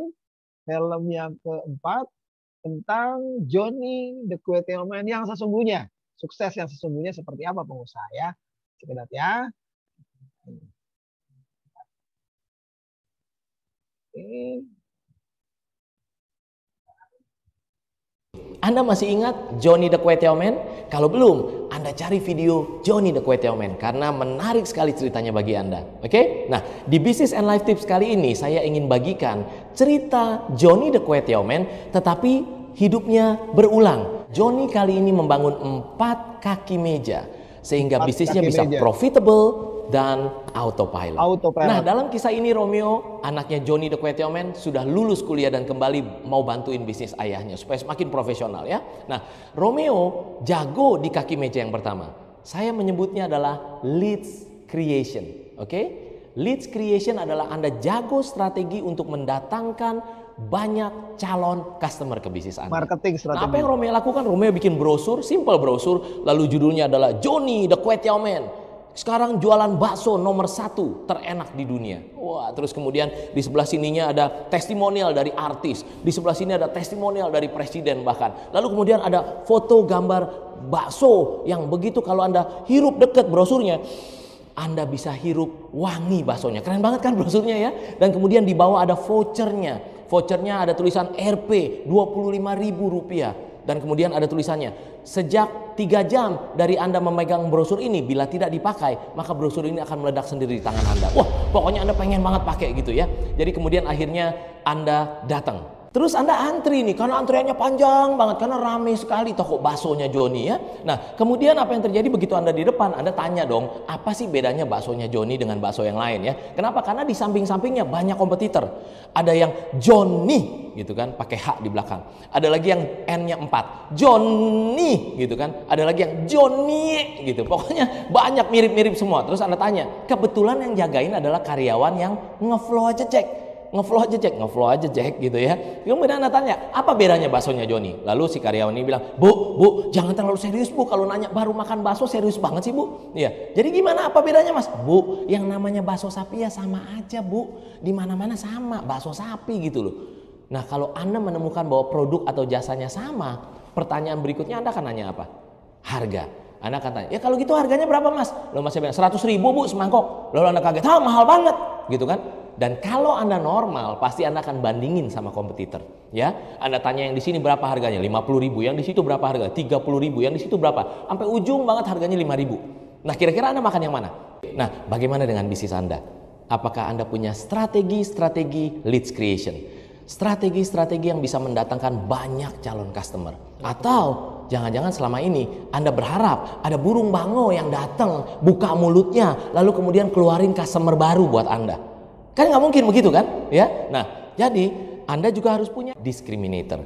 Suatu pembeda yang bukan harga yang membuat customer tertarik untuk datang ke bisnis Anda. Bahkan kalau Anda tidak punya discriminator, lebih baik Anda jangan berbisnis. Kenapa? Karena bahaya sekali ya. Yang terjadi apa? Anda banyak terjebak dengan perang harga karena customer cuma ngelihatnya harga doang. Betul kan? Jadi Anda harus jago kaki meja yang pertama ya. Mari kita sebut lebih simpel lagi adalah Anda harus punya marketing strategi untuk mendatangkan banyak calon customer ke bisnis Anda. Nah, kaki meja yang kedua yang Anda harus kuasai agar bisnis Anda profitable dan autopilot adalah Anda harus bangun yang namanya leads conversion. Oke, apa itu leads conversion? Anda harus punya strategi-strategi bagaimana mengkonversi dari calon customer yang ngantri banyak di bisnis Anda sehingga benar-benar jadi customer. Oke, dalam cerita ini ceritanya Anda udah terima brosur dari Romeo kan, anaknya Johnny the Quetioman, maka Anda akhirnya datang lagi ngantri. Nah, kali ini untung antriannya banyak dan kemudian Anda udah sampai di depan. Yang jagain kali ini adalah Juliet. Nah, kemudian Anda tanya pertanyaan yang sama. Juliet, ini apa nih bedanya baksonya Johnny sama yang lain? Lalu kemudian Juliet bilang begini, Bu, coba lihat mata saya, lihat mata saya. Ya, Ibu lihat yang ada brosur yang di tengah itu yang ada baksonya? Iya, Bu. Yang di tengah, Bu, yang besar. Ya. Itu adalah bakso paling spesial sedunia, Bu. Kenapa? Karena begini, Bu. Nanti pada saat Ibu gigit, Ibu akan dengar di telinga Ibu suara mu. Lalu kemudian Ibu tarik napas, saran saya habis itu. Yang panjang. Begitu Ibu tarik napas, Ibu akan menghirup udara yang segar banget seperti padang rumput yang baru dipotong. Wah, keren nggak, Bu? Ibu, Anda sebagai ibunya, wah, keren banget ya, keren banget ya. Kalau keren banget, ada sesuatu yang menarik buat Anda dan relevan. Apakah Anda tanya harga? Kemungkinan enggak kan? Maka Anda bilang Anda mau coba, betul? Akhirnya Anda jadi customernya. Anda masuk ke tokonya Johnny, betul ya? Nah, bagaimana dengan bisnis Anda? Berapa banyak dari calls in, telepon-telepon masuk ke bisnis Anda yang Anda udah carinya luar biasa, tapi Anda nggak digarap dengan baik. Akhirnya leads atau calon customer hilang begitu saja. Berapa banyak Anda punya sales team yang mungkin canvassing ke sana kemari, buka pasar, tapi ternyata nggak jago sales strategi, sehingga akhirnya ya udah yang ada adalah hanya sekedar visit.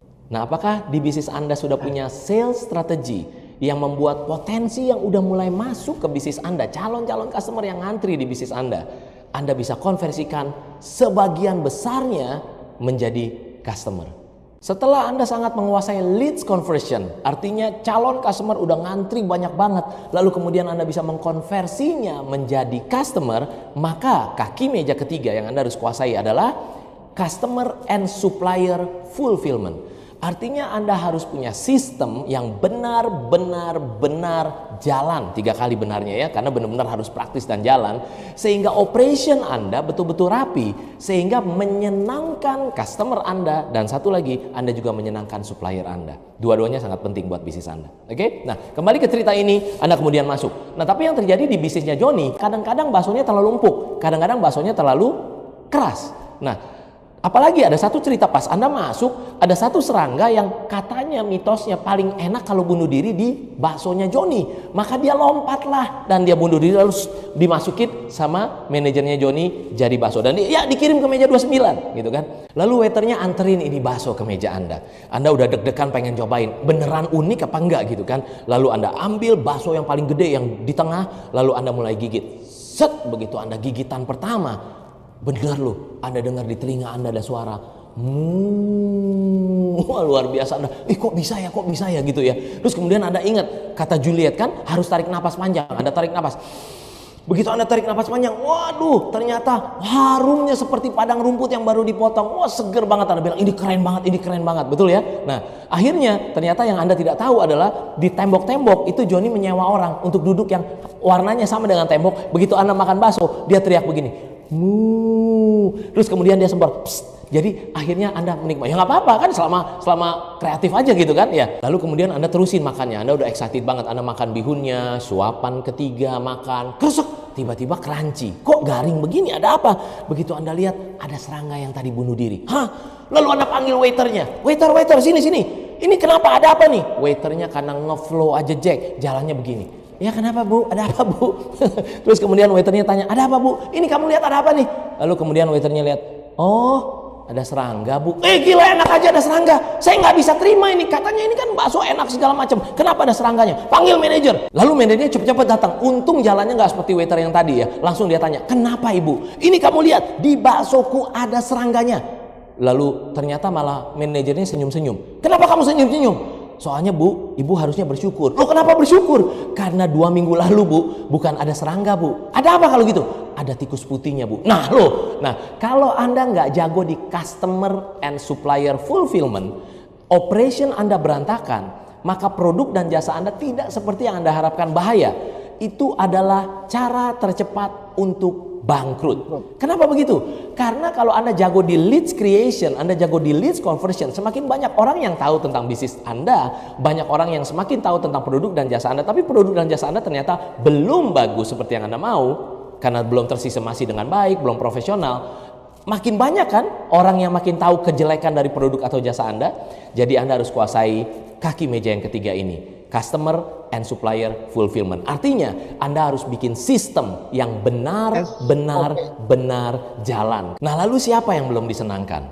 Yang belum disenangkan adalah pemilik bisnis. Makanya kaki meja keempat namanya adalah shareholders fulfillment. Oke, si pemilik bisnis harus disenangkan. Gimana caranya nyenenginnya? Ya udah pasti harus profit, harus cuan gitu kan, harus dapat banyak duit. Berarti Anda harus tahu bagaimana betul-betul melihat bisnis Anda dari sisi finansial atau keuangan. Nah, di cerita Joni ini, untung istrinya Joni namanya adalah Jonah, dan ternyata dia hitung ketemu profit and loss, laporan rugi laba per mangkok, ternyata terlalu mahal kosnya sehingga rugi. Semakin jual banyak mangkok semakin rugi. Karena Joni ingin baksonya terenak sedunia, maka dia pakaiin daging sapi kebanyakan. Untung istrinya hitung, dan ternyata akhirnya dia harus lihat ulang lagi sehingga rasanya tetap sama-sama enak tapi menguntungkan karena bisnis harus profitable. Nah, bagaimana dengan bisnis Anda?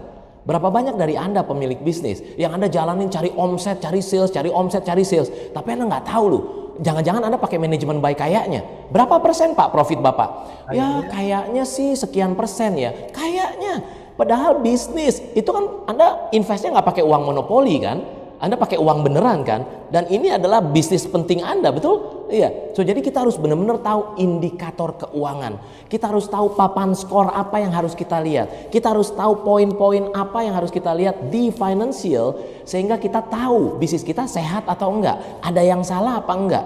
Oke? Nah, itu adalah kaki meja yang keempat yang namanya adalah shareholders fulfillment. Nah, apakah ini udah jadi meja? Belum kan? Apa yang kurang? Ayo. Yang kurang adalah top table-nya, ya, meja atasnya, betul kan? Dan kita menyebutnya adalah team creation, team conversion, dan team fulfillment. Nah, banyak dari Anda pemilik bisnis yang bingung, Coach, aku mau rekrut karyawan tapi nggak tahu caranya, Coach. Cari karyawan bagus susah. Nggak usah cari karyawan bagus, cari karyawan aja susah menurut Anda gitu kan? Iya, kalau Anda tidak tahu cara praktisnya. Lalu kemudian Anda juga takut, Coach, kalau kita training, Coach, kita latih jadi makin pinter, Coach, kemungkinan dia akan apa? Dia akan direkrut sama kompetitor. Aduh, atau dia bahkan keluar dari bisnis kita, dia jadi kompetitor kita. Dan satu lagi adalah, Coach, mau nyenengin tim, Coach. Aduh, sekarang aja begini aja kita hard eating. Apalagi kalau misalnya Anda diminta untuk menyenangkan tim, karyawan Anda disenangkan lebih lagi. Apalagi kalau Anda mau bikin jadi, oh ada campaign power nap, boleh tidur siang. Waduh, Coach,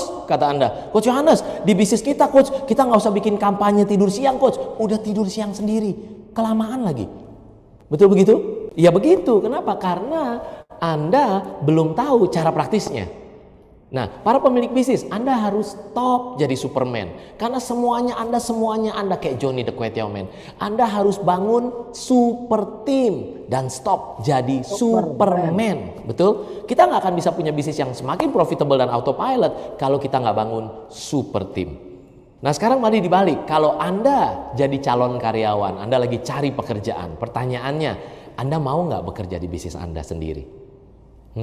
Saya udah duga jawabannya, betul? Berarti berapa banyak yang harus kita benerin mejanya ini supaya bisnis kita semakin menarik bagi para karyawan-karyawan bagus, dan kita harus training mereka sehingga mereka menjadi semakin pinter, dan kemudian akhirnya kita juga harus senangkan karyawan sehingga sama-sama kita bangun bisnis ini semakin besar lagi. Nah, tentu meja ini harus punya fondasi, ya. Nah, fondasinya saya menyebutnya business foundation. Nah, business foundation terdiri dari dua. Yang pertama adalah your belief. Apakah Anda percaya bahwa Anda bisa bangun bisnis Anda autopilot? Karena saya percaya kalimat ini yang bilang, in this life you get what you believe. Dalam hidup ini Anda dapat apa yang Anda percayai. Dan yang kedua adalah di Business Foundation, Anda harus menggunakan your time. Anda harus invest waktu Anda. Kenapa? Karena success is not an instant. Success is a process. Butuh waktu proses. Nggak ada yang instan. Yang instan selalu tidak baik. Yang instan selalu tidak sehat. Betul? Jadi butuh waktu Anda di awal-awal untuk bangun 4 kaki meja ini sehingga bisnis Anda jadi profitable dan autopilot. Oke. Baik teman-teman semua. Itu materi hari ini. Sudah makin paham ya? Halo? Waktunya sudah habis ya? Ada Pak. Ya Pak. Oke, itu materi hari ini teman-teman semua. Untuk mengevaluasi pemahaman teman-teman, jangan lupa ya, nanti kuisnya dikerjakan ya. Ada 2 soal, nggak banyak-banyak. Tugasnya nggak ada ya, pekan ini nggak ada tugas. Hanya kuis aja. Kuisnya yaitu mengapa banyak entrepreneur terjebak sebagai business manager bukan sebagai business owner. Nah, ceritain tuh apa yang terjadi tadi di film. Mengapa banyak entrepreneur terjebak sebagai business manager bukan sebagai business owner. Lalu yang kedua, apa sih yang dimaksud dengan leads creation dan lead conversion? Tadi sudah dijelaskan tuh ya, yang meja tadi kakinya ada 2. Leads creation itu apa? Leads conversion itu apa? Dan yang berikutnya adalah your beliefs sama your time pada Business Foundation ya. Itu materi hari ini. Nanti recordingnya saya kirim dalam bentuk YouTube ya. Lalu jangan lupa kelompok project bisnisnya. Nah, sebelum saya tutup ada pertanyaan teman-teman semua? Cukup, Pak. Oh, cukup. Masih ada kuliah lagi ya? Sudah, Pak. Sudah, Oh, Pak. sudah. Ayo, kalau sudah, yang mau tanya silakan. Mumpung belum asar, siapa tahu ada yang mau tanya. Nomor 3, tuangkan ide yang kelompok itu ya, Pak? Nomor 3, iya, siapkan ide bisnis kreatif Anda. Ya, siapkan ide bisnis kreatif Anda. Nomor 3. Jadi sekali lagi, pekan ini nggak ada tugas teman-teman ya. Jadi pekan ini teman-teman mikirin aja ide bisnis kreatifnya apa sama kelompoknya apa. Ya, namanya aja, nama kelompok, nama apa namanya, nama perusahaannya sama ide apa. Yang tugasnya nggak ada, yang ada cuma kuis aja sampai jam 12 malam hari ini. 2 soal tadi untuk melihat sejauh mana pemahaman teman-teman semua di materi. Ya, ada yang mau ditanyakan di materinya? Cukup jelas? Teman saya tadi ngasih ilmunya. Cukup, Pak. Cukup jelas, Pak. Kecepatan nggak ngomongnya dia? Karena waktunya mepet banget.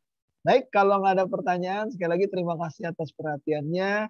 Jaga kesehatan. Sekali lagi recordingnya nanti saya kirim dalam bentuk YouTube ya. Jadi buat teman-teman yang mau ulang lagi materinya, silakan ya. Jadi tetap konsisten dengan semangatnya bahwa Anda adalah calon pemilik usaha, calon pemilik bisnis. Mudah-mudahan jujur ya, tadi banyak ilmu baru bukan? Kang Ajat, Kang Ahmad, Sofyan, ilmunya baru tadi. Ya, banyak ilmu baru. Oh, ternyata bisnis begitu ya. Levelingnya begini dan seterusnya. Terus ada mejanya, ada marketing strategi. Nah, detail marketing strateginya nanti kita bahas di pertemuan ke-5 ya, marketing strategi. Gimana cara merencanakan strategi marketing yang paling dahsyat dan bikin orang datang terus ke counter Anda kalau Anda punya. Nanti kita bahas lead marketing sama lead conversion ya. Oke, cukup hari ini teman-teman. Terima kasih atas antusiasnya. Saya tutup ya. Wabillahi taufiq wal hidayah. Wassalamualaikum warahmatullahi wabarakatuh. Waalaikumsalam. Waalaikumsalam warahmatullahi wabarakatuh. Mana ya? Jadi mana Kalimantan dan Bangko?